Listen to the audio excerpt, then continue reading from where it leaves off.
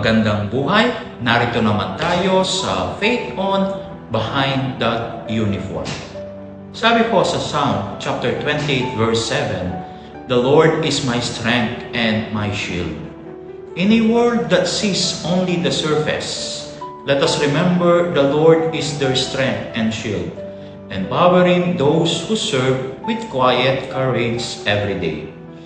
A man in uniform is often admired, but the person inside the uniform, it's not easy to be them. Sa likod ng bawat badge at saludo ay pusong matatag sa bigat, handa sa tungkulin, pagod at panganib. Sa ating mga kapulisan, ang uniforme ay hindi lang kasuotan, kundi panata ng tapang at sakripisyo na hindi laging nakikita o nauunawaan. Madalas nating makita ang tikas at disiplina, pero bihira nating tanungin, kamusta siya sa loob? Tulad natin sila, tao rin. May damdamin, may takot, may pagod, hindi perpekto, pero patuloy sa tungkulin.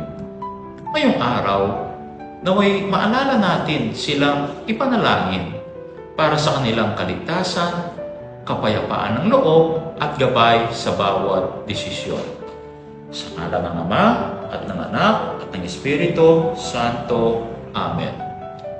Lord, bless all those who serve in uniform. Strengthen their resolve, calm their fears, and guide their actions with wisdom and compassion. May they never forget that you walk with them in every call of duty.